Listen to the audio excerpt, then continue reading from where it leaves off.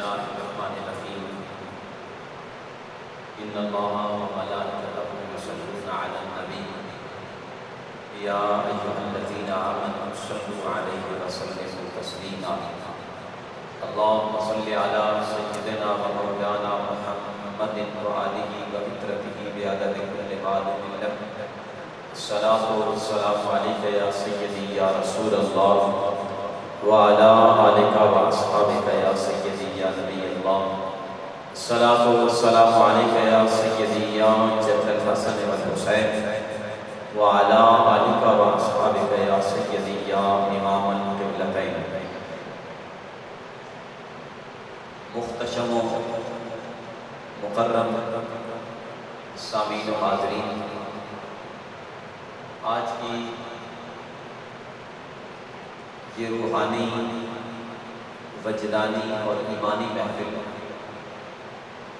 سلسلہ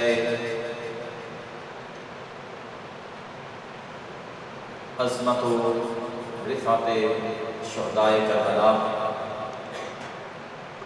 و ذکر و فکر امام حسین رضوان اللہ تعالی علیہ اجمعین سلام اللہ علیہ جامع مسجد نور کلر سیدھا میں انعقاد پذیر ہے، جس کی سرپرستی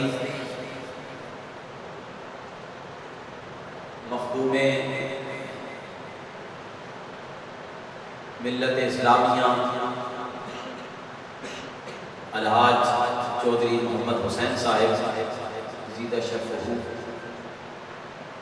اور اس مجلس پاک کی صدارت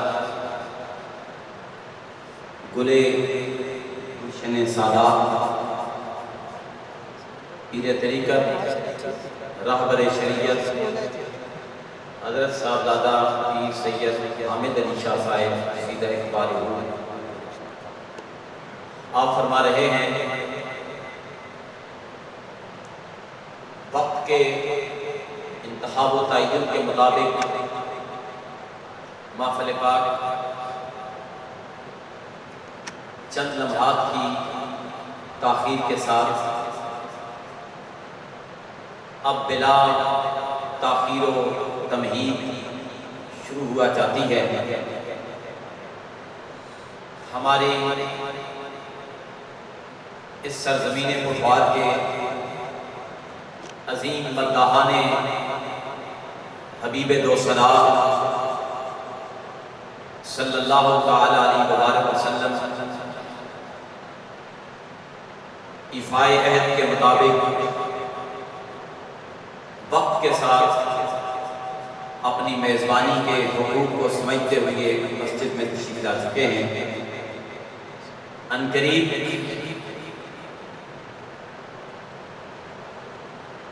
پاسبان مسلک اعلیٰ حضرت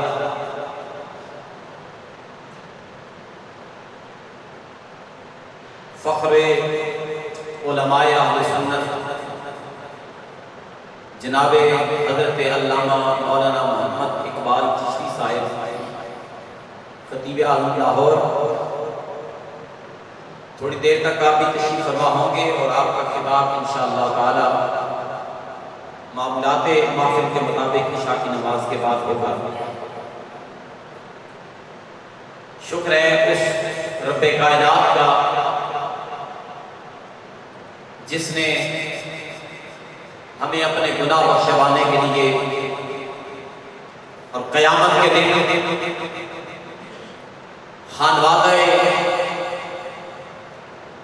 نبوت کے سامنے سرخرو ہونے کے لیے چند لمحات اس سوچ کے ساتھ، اس فکر کے ساتھ، اس عقیدہ کے ساتھ، اس ایمان و ایمان کی دولت کے ساتھ یہاں گزارنے کا شرف بخشا ہے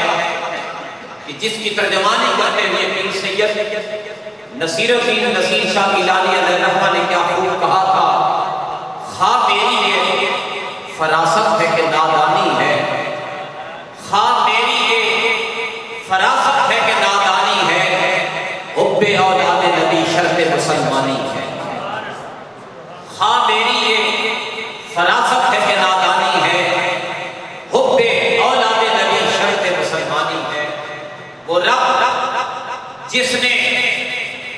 اس آدم کی اولاد کی خطاؤں کو بخشنے کے لیے جہاں دیگر اسباب کو پیدا فرمایا ہے، ان اسباب میں سے ایک سبب تامہ اور ایک سبب کاملہ آل بیت کا ذکر کیا۔ ہمارا ایمان اور یقین ہے اس بات پر